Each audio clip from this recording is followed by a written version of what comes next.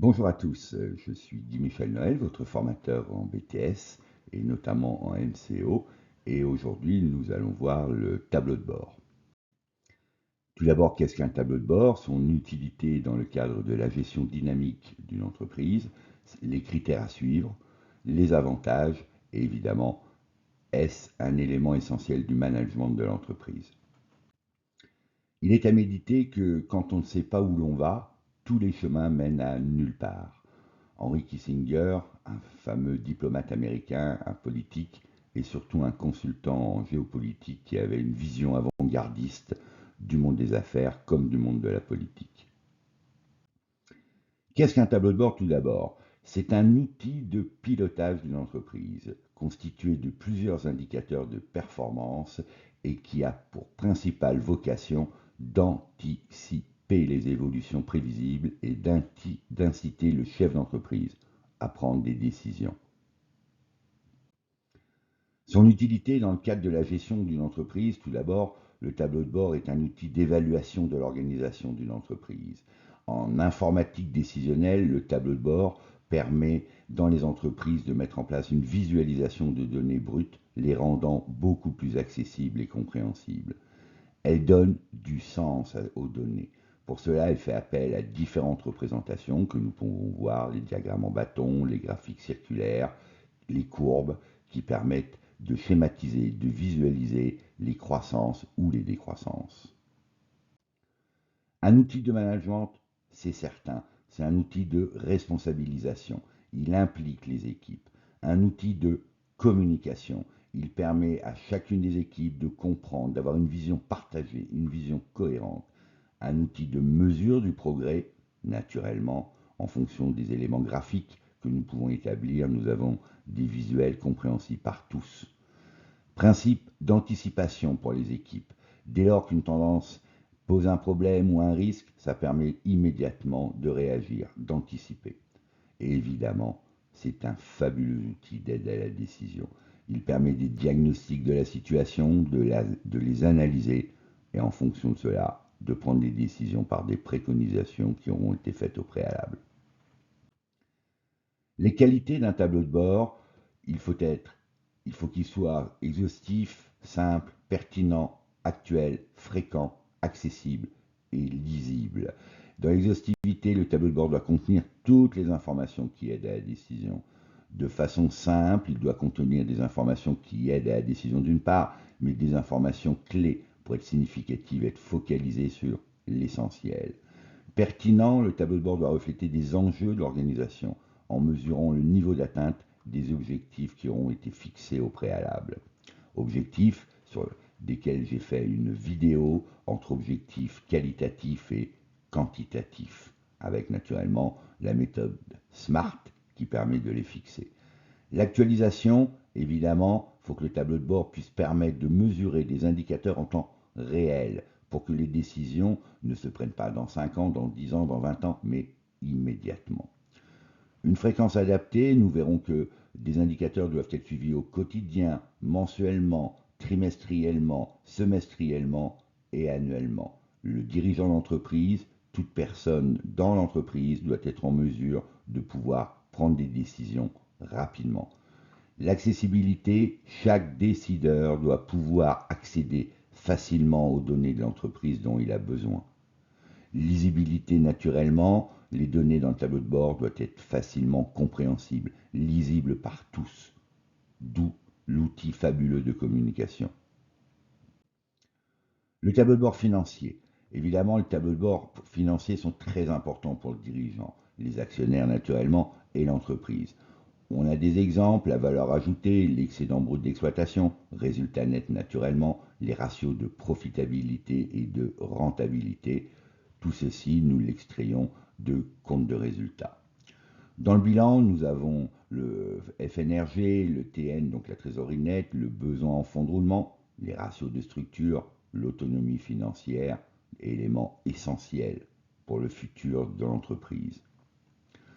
Les ratios de rentabilité, évidemment les ratios de rentabilité économique, rentabilité financière, le niveau des charges variables, le niveau des charges fixes et naturellement le financement, le niveau de nos emprunts, le niveau de nos endettements, nos niveaux de frais financiers. Donc le tableau de bord financier est aussi un outil de pilotage de l'entreprise. Le tableau de bord de suivi des équipes. Pour rendre les gens heureux dans une entreprise, il faut qu'ils aient des objectifs, il faut qu'ils puissent les atteindre, d'où la méthode de SMART. Il faut qu'ils puissent les atteindre et il faut qu'ils puissent être mesurés dans l'esprit d'une dynamique. Chacun doit être heureux dans une entreprise. On va mesurer l'emploi, les effectifs, le recrutement, naturellement les coûts, les rémunérations, il faut qu'elles soient équitables, masse salariale, les heures supplémentaires, les salaires moyens. Le climat social, on va mesurer l'absentéisme, le turnover des équipes, pour en comprendre le sens du management. La formation, le nombre de stages, les budgets, formation à allouer pour que nos collaborateurs puissent évoluer dans l'entreprise. La sécurité, évidemment, le taux d'accident du travail, le coût que représente pour l'entreprise au niveau des accidents du travail. La productivité, on ne peut pas s'en cacher, une entreprise doit gagner de l'argent. Une entreprise doit être compétitive et pour cela, la mesure de la productivité est importante. On va le mesurer sur le chiffre d'affaires par salarié, le résultat par salarié, dans une industrie, le rendement par collaborateur. Rendement qui n'exclut pas le bien-être au travail naturellement. Le tableau de bord commercial, évidemment, la base, le chiffre d'affaires. La base d'une entreprise, son client, la demande. Donc analyser le marché, le chiffre d'affaires, la marge, le taux de pénétration dans la zone de chalandise. Est-ce que nous sommes attractifs ou pas? Dans l'espace de vente, évidemment, le taux de transformation. Quel est mon nombre de visiteurs que j'arrive à transformer en nombre de clients? La mesure du panier moyen, la mesure de rotation des stocks, élément essentiel dans mon besoin en fonds de roulement. Le calcul du chiffre d'affaires par mètre carré, le calcul du chiffre d'affaires par mètre linéaire. Évidemment, comme toute entreprise, mon espace de vente doit être rentable, donc on va calculer, on va mesurer, on va suivre les indicateurs de marge commerciale, le taux de marque, le taux de marge, le montant des sommes de marge arrière répercuté, le taux de la démarque inconnue qui coûte très cher. Le tableau de suivi de la trésorerie, évidemment, c'est un élément essentiel. On doit pouvoir être en mesure de suivre notre niveau d'encaissement, notre niveau de décaissement, les échéanciers à respecter, les TVA collectés et les TVA déductibles. D'où l'importance, ce tableau de bord doit être suivi au quotidien. Les créances clients, évidemment, élément du BFR, on doit suivre le paiement des clients. Les dates sont-elles respectées? Sont-elles passées? Le niveau de facturation que l'on doit donner au facteur pour pouvoir avoir une créance client quasi nulle au bilan. Les dettes fournisseurs, respect des échéances et délais de paiement. Nous avons vu ça dans une vidéo que j'avais produite sur le BFR. Utilisez le principe de subdivision. Je vous ai mis une photo qui est intéressante sur un terrain qui a été subdivisé en parcelles. Le principe de subdivision, on prend un indicateur principal, par exemple le chiffre d'affaires de la journée d'un point de vente, et on va le diviser par les tranches horaires d'ouverture du point de vente. Si mon point de vente est ouvert de 9h à 20h, on va étudier le chiffre d'affaires entre 9h et 11h, entre 11h et 13h, 13h à 14h et de 14h à la fermeture. Ceci permet de mesurer quel est le taux où je vais faire le plus de chiffre d'affaires, là où j'en fais moins. Pourquoi? Et on va comparer cet indicateur de réalisation du chiffre d'affaires par tranche avec un autre indicateur qui est notamment le taux de transformation. Le taux de transformation, je rappelle, c'est le nombre de visiteurs qui rentrent dans mon point de vente que je transforme en clients. Je peux vous assurer qu'avec les suivis de ces deux indicateurs en subdivision, nous avons des surprises. Le suivi des indicateurs, la fréquence, la fiabilité. Naturellement, vous avez des indicateurs à suivre au quotidien, qui sont par exemple le chiffre d'affaires, la marge, la trésorerie, le nombre de produits vendus, la rotation des stocks et les intérêts de placement. Les indicateurs à suivre mensuellement, vous allez avoir les délais des paiements et des encaissements, le chiffre d'affaires naturellement, la marge commerciale toujours, les charges variables et fixes et le coût masse salariale sur chiffre d'affaires. Les indicateurs à suivre trimestriellement, la valeur ajoutée, l'excédent brut d'exploitation qui, je le rappelle, doit m'indiquer la rentabilité de mon exploitation, de mon activité au quotidien. La marge, naturellement, le chiffre d'affaires toujours, la rentabilité et le résultat. Les indicateurs suivis trimestriellement, c'est ce que l'on appelle un closing trimestriel. Vous savez que la loi fiscale en France impose que chaque entreprise déclare au moins une fois par an ses chiffres, compte de résultats, bilan, annexe, mais avoir des indicateurs intermédiaires, c'est un bon principe de gestion, ce qui permet sur le reste de l'année d'anticiper et de prendre des décisions pour améliorer nos résultats. Les indicateurs à suivre annuellement, évidemment, le résultat net, le niveau des fonds propres, le niveau d'endettement, le BITA, qui sont des indicateurs que l'on peut suivre, évidemment, comme nous venons de le voir trimestriellement, mais qui, de toute façon, sont obligatoires à communiquer en fin d'année une fois par an. Tout dépend, date à laquelle l'entreprise décide d'arrêter son exercice social, qui est naturellement de 12 mois, et pour une grande partie des entreprises du 1er janvier au 31 décembre. Les 5 règles pour réussir un tableau de bord: simplicité, pertinence, synoptique, pédagogique, actualisé. La simplicité, 15 à 20 indicateurs maximum personnalisés selon et la mission.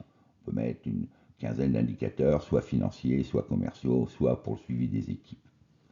La pertinence, évidemment, on va prendre les meilleurs indicateurs possibles, qu'ils soient significatifs avec des objectifs précis. Synoptique, il faut avoir une vue d'ensemble des éléments les plus importants. Pédagogique, évidemment, suffisamment clair et illustratif pour qu'il soit facile à comprendre dans le cadre de notre communication et implication des collaborateurs de l'entreprise. Actualiser, une évidence. Il faut que nous puissions avoir les données en temps réel pour pouvoir prendre des décisions le plus facilement possible, évidemment des données exploitables. Le suivi des tableaux de bord et des indicateurs, Excel, qui est notre meilleur ami, nous veut du bien. J'illustre cette diapositive par des graphiques circulaires, par des diagrammes en bâton, par des courbes, par des suivis, ce qui rend beaucoup plus facile la lisibilité des indicateurs et leur compréhension. La représentation graphique, comme vous le voyez, une courbe est beaucoup plus facile à lire que des paragraphes de littérature. Nous sommes en gestion, nous sommes en administration des entreprises, nous devons pouvoir réagir vite. Une courbe nous permet d'apprécier une situation et ensuite d'en tirer une tendance. À partir de là, nous prenons les décisions qui s'imposent dans le cadre de la performance de l'entreprise. Je rappelle qu'une entreprise se doit d'être performante. Une entreprise se doit de créer de la valeur pour le bien-être de ses collaborateurs, de ses salariés, des familles des salariés, évidemment, prendre des places importantes sur le marché et subsidiairement et de façon aussi importante, rembourser les actionnaires qui ont investi dès le départ. Les préconisations sont évidentes, suivre les indicateurs, c'est une obligation, mais les suivre uniquement ne sert à rien si nous n'en tirons pas d'enseignement. Chaque fois que nous avons des indicateurs, qu'ils soient positifs, croissants ou décroissants, nous devons toujours chercher l'amélioration. D'où, systématiquement, à chaque indicateur suivi, nous devons en permanence en tirer un enseignement, en faire des préconisations, tirer des axes d'amélioration dans nos propositions en permanence. En synthèse, l'entreprise se doit de se développer et de se remettre en question. Imaginez-vous 2 secondes de piloter un avion, de piloter une voiture de course sans qu'il y ait aucun tableau de bord. Très très vite, c'est le mur qui arrive devant vous, des problèmes mécaniques. Une entreprise, c'est pareil. Imaginez piloter une entreprise sans tableau de bord. C'est impossible. Les mots-clés à retenir dans votre lexique professionnel, évidemment, performance, indicateur, représentation graphique et leur mode, graphique circulaire, diagramme à bâton, management, suivi, durée, l'outil, évidemment, à savoir utiliser, Excel. Le jury attend de vous, évidemment, que vous maîtrisiez toutes les données vues précédemment et vous ne paraîtrez que plus professionnel. N'oubliez jamais que la clé de votre réussite, c'est vous. Mes vidéos sont là pour vous accompagner du mieux possible. Si vous appréciez, vous likez. Si vous souhaitez des compléments, commentez, je répondrai à chacune de vos questions. Si vous souhaitez être informé en avant-première, abonnez-vous. À très bientôt et merci de votre visite régulière.